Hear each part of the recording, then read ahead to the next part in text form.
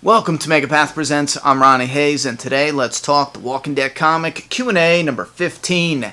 Now, for those not in the U.S., this is the Thanksgiving holiday weekend, so I'm spending a lot of time with family, and I will be back on track with the regular videos this Sunday, covering the first impression review for The Walking Dead, Season 7, Episode 6. I think we're on Episode 6. And then the prediction video for the following episode. And if you've sent something in for Matt Mail, I got a bunch of different mail clip videos I got to piece together and upload those, so they will be coming, as well as the 100K discussion video.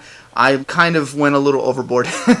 I did a discussion video. It started just to be like oh, we made it, whoop-de-whoop. 50 minutes later, I lost my mind. I started talking about random different shit. I don't know if you guys want that video. Maybe I will upload that for those who are interested, and then I'll do something different. I don't know yet, but thoughts and opinions about all that in the comment box. And if you're new here, you can find the rules to participate down in that video description. And I think that's about it. And also, the MAPP Fan Family Facebook group is kicking ass and active as hell. So if you're interested in that or anything else, you can find all the links down below. Let's kick this off with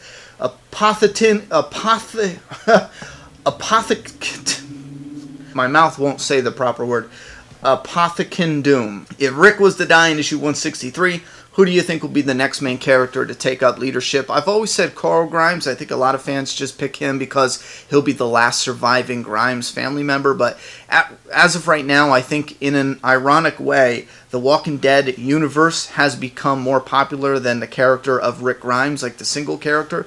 So when the time is right, I think when Rick Grimes dies, the leadership, the main character role, should go to a few different characters, not just solely Carl. It should be like Carl and Michonne and Negan and Andrea, Maggie, who's ever left, you know what I mean? Not saying Negan needs a main role, I'm just using him as an example. He doesn't even have to become a good guy, he can stay somewhat in a gray area, you know.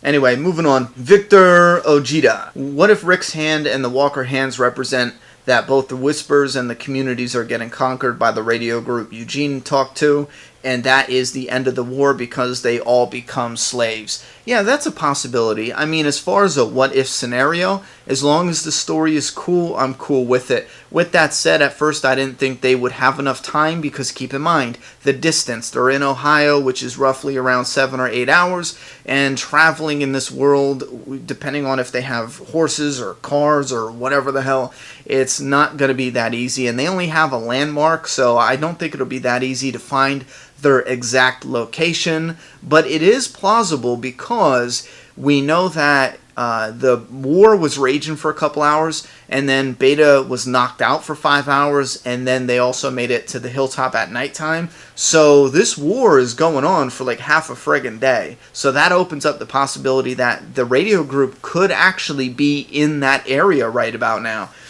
Whether or not they're going to be good or bad, I think it would be beneficial to the story if they were good, and connecting with them led to opening the world up to other bad guys. I think it would be a little too repetitive if it was like, bad guy group, okay, get attacked by another bad guy group, you know. Depends on how they do it, though. Jeff Atwood, when Negan does die eventually, how would you want him to die? As of right now, I'm sticking with Maggie beats him to death with Lucille. I'm going to stick with that until something else presents itself that's better. Harry Stoker. How do you personally store your comics? My collection is getting too big. I have them in the cardboard boxes. They're the long comic boxes. They're made specifically for that purpose, and I don't know any other method besides that. And it's doing great. It's perfect. You get the long boxes, and you fill those suckers up, and then you can crisscross and stack them. Don't stack them straight up, crisscross them like Jenga. And I think it is better for the boxes as far as weight. Right now I don't stack mine, though. I just keep them flat on the ground in the closet. Rogue Member. Graphically speaking, where will the Walking Dead comic book end? Oh, I'm sorry. Graphically. Geographically. Okay, so you're talking about the geography. Like, where in the world will it end?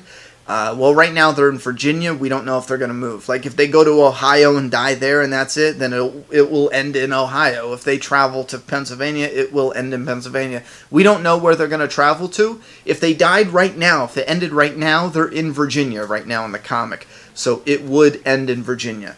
Molly Sports. Do you think if Rick is killed in issue 163, the comics will instantly die out? No. I think The Walking Dead is so popular that it would take definitely a couple years after Rick Grimes died, and the popularity dies with it. I think it would still take a couple years because the comic is doing so well, and fans would definitely hang on. I think the story would be gutted if Rick Grimes. The flow of the story itself would be gutted in a negative way if Rick Grimes was to die. And that is not the same as saying, oh, I love this character, so if he dies, I'm out because I don't care about anything else besides the character. That's not true at all. Rick Grimes, the story is centered around him so much so that it would hurt the story. It would actually hurt the story. So I feel like a lot of fans would stick with it to see if it would get interesting or go in a different direction. But if it didn't, yeah, it would probably take a couple years. It wouldn't be instant, though.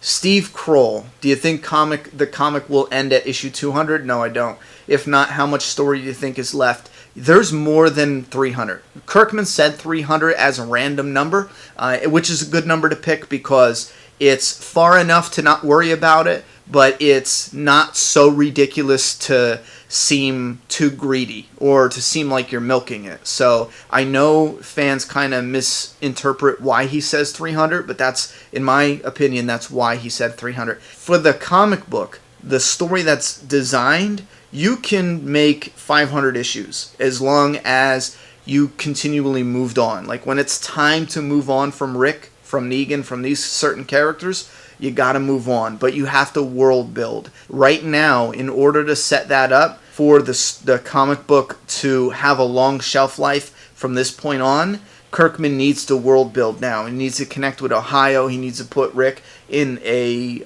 position of power like a king. Either that or go back out on the road. For realism, you're going to have to stop. You're going to have to grow crops. You're going to have to build villages. There's no way to survive without stopping and building crops, building villages, because it's not like the world now where you can just stop at a store and buy supplies, you know? You need to grow your own supplies, your own food. You need to farm it. You need to have cattle and cows and all that shit. So, yeah, there's no way around it. Unless you're going to jump right over the realism, yeah, you need to establish like a medieval style world in the fallen modern world, you know what I mean? SPFFA. Ronnie, I think Maggie or Rick will die just because Rick is getting really old and crippled in the comics and Maggie would shock all of us. What are your thoughts? No and no.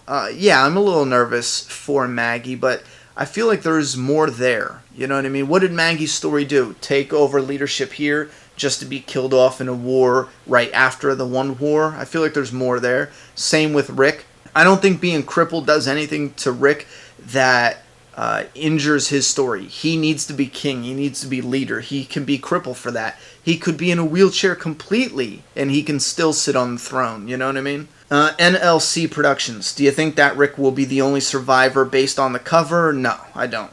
Brian Stefani. I don't know why I butchered that name, but my brain wouldn't make the connection. Taking over any of the groups as leader in the... Oh, you're talking about Negan taking over. Yeah, sure. You know, he could take over the Saviors for all I care. Rick Grimes, Crow. Do you think it's possible that the 163 cover symbolizes the war ending with the survivors winning, but the communities get overrun in the process? I think looking at the cover and looking at the summary, that's exactly what that's exactly what the symbolism is, but there's also something I feel that's hidden in there. I don't think it's as black and white, but I'm leaning more towards that being what it is, because we've already seen a cover where they're looking out at Alexandria filled with walkers. So it could just be Rick's hand isn't symbolic for Rick alone. It's symbolic for all of Alexandria. And then on the cover of 164, was it? We saw that Maggie and Carl and Herschel looking over at Alexandria, which is all symbolic. When we see Maggie, Carl, and Herschel on the cover, in the actual story, it could be all of them. You know what I mean? It's supposed to be summarized, So they symbolize all of the survivors from the hilltop, not just those three. And then with Rick's hand, that can be symbolic of all of Alexandria, not just him, being overrun, that is. Eric Cockrell. You think it's possible that Rick and Michonne hook up as a couple in the comic book pending Andrea's demise? At this time, that's tricky. I don't think so, because the TV show. Honestly, I think at this time it would feel like they are just trying to make that connection because of the TV show, so a lot of fans might scream foul at that. They might scream that it's forced. Right now, if Andrea died because he professed so much love towards her, leave Rick broken and not ready to move on so quickly. Because he has moved on pretty quick to a couple different females after Lori, so give him time to mourn, definitely. Tom Coppola. Do you think Carl and Lydia will get back together? I'm 50-50 on that. Mark and Scott. Do you think Kirkman would be willing to do something as epic as Maggie needing to hand Herschel out of a window in the burning house right into Negan's outstretched arms? This is something awesome that I can't wait for. Negan is somewhere out there, and I feel like Kirkman is leaving him a secret on purpose, because we saw Dwight in them, and we didn't see Negan. We saw Michonne even, and we didn't see Negan. Negan is somewhere there, so I think they're doing something where Maggie and them are going to run into Negan in this battle, and I'm hoping it comes down to Negan helping in some way. Might not be intentional. He might, in my opinion, he might not even recognize her. He might just end up going to help this person who's on their side, and she looks up and she's horrified by what she sees. Now, Maggie's a person where I don't see her just, trying to kill him in that moment, but she's going to be enraged, you know what I mean? So, it's tricky. Will her rage get the best of her and she's going to lose her shit? What about Carl? He still wants to kill him? What if Negan says, whoa, hold on, your dad freed me to help fight, yada, yada, yada. And then Dwight's there. He could be like, listen, I want him dead like you guys, but he's helping us. We need him, da-da-da. So, I can't wait to see what they do there. I really can't wait. It's going to be cool. Mark Restar. Battery's dying, damn it. Everyone talks about how they would end the series. How would you begin the series in a different way if you could? I would begin it from the very beginning, like of the whole outbreak. Zombie Slayer, what role do you think Negan will have after the Whisperer War if he survives? This is difficult. It depends on if they're going to make him leader of the Saviors or not, because they're kind of setting the Saviors up to play some type of role. So it would be interesting to replace him, but now Rick be in charge of Negan instead of the other way around. I think that would be interesting. Yuro Kashinen. Do you think that Beta could be someone we know in the comics? Yeah, you talk about he doesn't want his face to be seen, and I definitely agree that there's something there, and I'm curious too, but I don't think it could be somebody we would recognize, because everybody we've come across either died or had a definitive end, right? Unless it was somebody at Woodbury that... But then again, he would be hiding it from the viewers, not the Whisperers. So it has to be a scar. Do you know what I mean? And if he's hiding it from the viewers, that's breaking the fourth wall in the comic book, and that gets pretty cheap. Chuck Thomas, you're talking about a misprint where they said it was Ezekiel and Michonne coming to the rescue in the Battle of the Whispers. Yeah, I forget what issue it was, but it was one of the Whisperer War part 2 or 3. It doesn't matter. But the point is, yeah, that was a misprint, and I saw it too. And you asked how that could happen. I don't know. There's been a number of misprints that fans have caught over the years. I know it's common in comic books, and it could just be a matter of them working on so many different projects that it just slips through the cracks, There's sometimes where, like, clearly it's not Ezekiel, but your brain might have Ezekiel, or you have Ezekiel on the brain for some reason. How many times has Robert Kirkman wrote something or talked about Michonne and Ezekiel because they're a couple? So he was probably just on autopilot, They're a couple, so Michonne and Ezekiel coming to the rescue, it fits, you know what I mean? So he probably just didn't pick up on it that he meant Jesus. I could definitely see something like that slipping through the cracks. How the editor missed it, I don't know, but I don't know. Siddharth Santosh. At the end of the letter hacks in 160, Sean says they're going to do something they haven't done in a while, and it isn't pleasant. What do you think he's talking about? I'm guessing a prison-style, all-out massacre of the good guys. I would have to agree. Now, I was trying to think about something he could be referring to. The problem, though, is with creators, with people involved, it is on a different level. More so on a TV show. Like on a TV show, when they talk about something being insanely gutting and horrific and horrible, they have these connections with the other actors, so they're losing a friend in a way. You know what I mean? A friend they work with. So it hurts them in a different way than it hurts fans of the characters. You know what I mean? It hurts them both, absolutely. But it's in different ways. So what a fan might think is, oh, that was harsh, you know? An actor might be like, it was the hardest day I've ever had to film.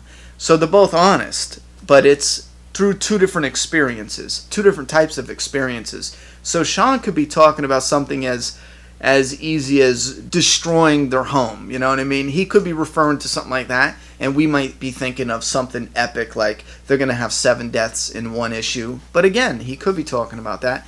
And if you guys want to help out, what do you think Sean is talking about that they haven't done in a while? And it isn't pleasant. I think that's one clue that leans more towards them killing a lot of characters like the prison. All right, Zazman Reviews.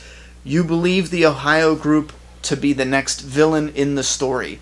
No. I do believe the Ohio group is going to lead us to the next big bad in the story, but as of right now, I just don't see them being the next villains. Now, they likely are. They could be, you know.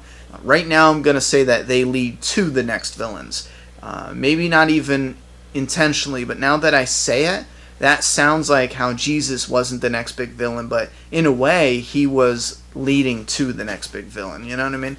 But I don't want to seem too repetitive, but I would prefer a little break from the villains, maybe show a larger community, a larger network of communities, and start exploring what's out there in the world of The Walking Dead. I want to see that. I can't wait to see neighborhoods that are, you know, overgrown and see what the world is out there, what different areas are connecting. We know in the world of The Walking Dead, people are being extracted out of areas. Where were they taken to? We've seen some tent cities, you know, some FEMA camps that were overrun, but there has to be some successful areas where they evacuated people to that are still running and that have always been up and running. Something like that I'm curious about, but I will take whatever story they want to give, again, as long as it's interesting. So, thoughts and opinions, theories, speculation, and if you want to participate, don't forget to put Q&A before your question down in that comment box, and don't forget to read all the rules because it definitely helps getting your questions seen. Put those down below and we'll be back for another one. I'm done talking. It's your turn.